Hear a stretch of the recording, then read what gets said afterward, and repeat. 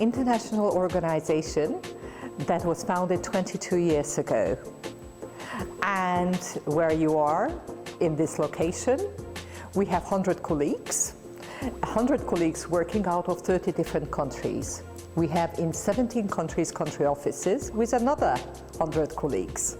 We manage around 200 projects in a given year and 10 to 12 million euros.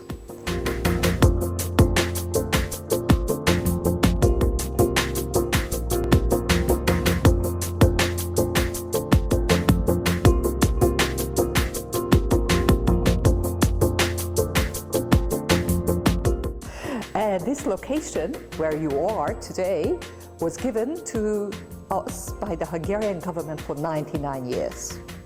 And especially this conference center, where we are now, was a very important building in the Hungarian Water Documentary Institute.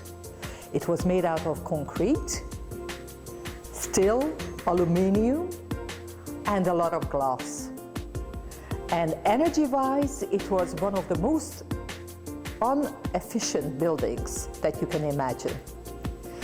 On our 15th anniversary, we got a very beautiful present, and one of the outcomes of the present was the redesign of this building. So the building itself is a brownfield investment. We rebuilt it with the help of an Italian architect, Professor Butera. You can see it here, and his company as well.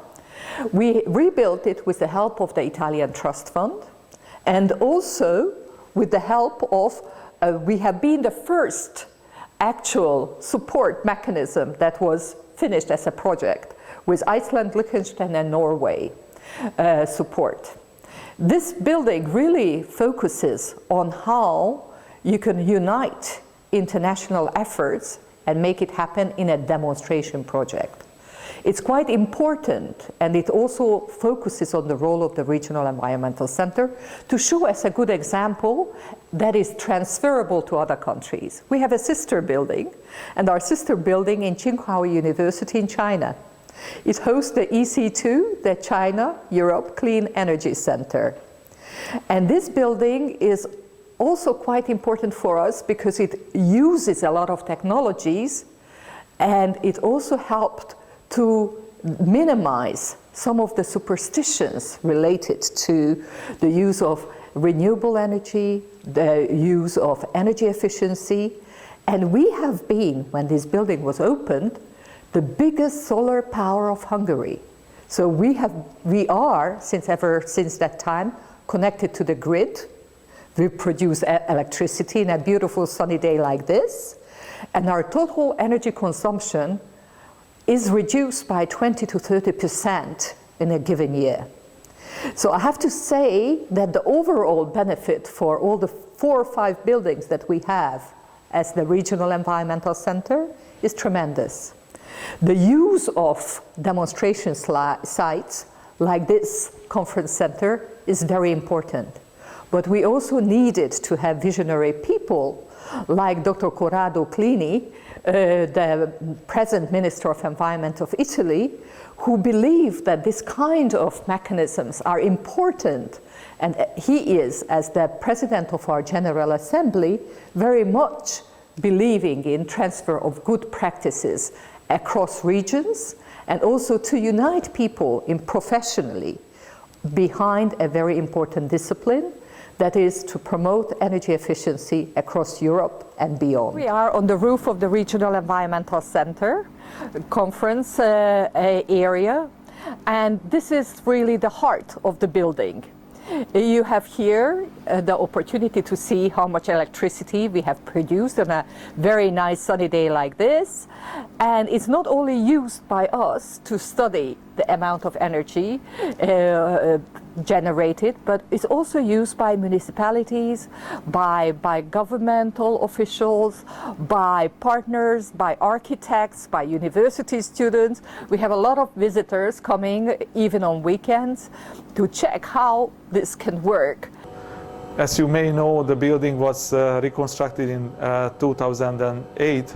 It was the year when we opened it. But the building itself is something like 35 years old.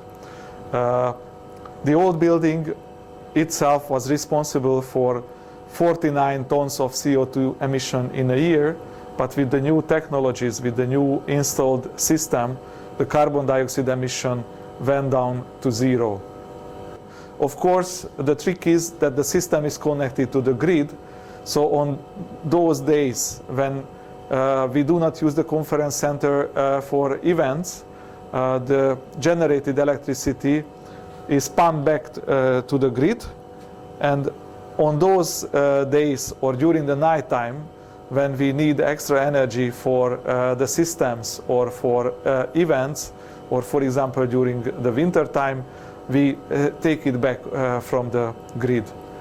So if in a given year we generate as much energy as we used throughout the whole year, it means that the carbon dioxide emission of the building was 0. Not only the solar panels are important in this system, there are other technologies like using heat pumps for heating and cooling. Also try to use the WHO standards.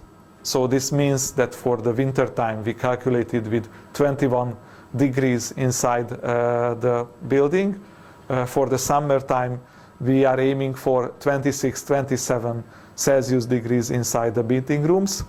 So this means also that we human beings, we have to understand and we have to be able to work in these circumstances. If we modify this temperature, for example, we would like to have higher temperature in the winter time, that means that we destroy the energy balance of the building. We also have other solutions like the lighting.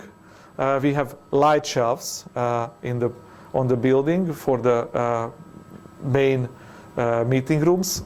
These light shelves are reflecting the outside natural light into the middle of the rooms, which means that we need less artificial lighting inside the room. But this is not the end of the solution, because the solution is combined with a computer-based lighting system, which, as we live in the 21st century, the systems can be controlled from distance as well, anytime throughout the whole year. We get a lot of questions, we have a lot of visitors, and above all, we were very proud that our architect, Professor Butera, last year received a European award for this building. And I think it really shows the importance of demonstration projects across Europe to be able to show that in different countries how this could be repeated, replicated, and good practices to be shared.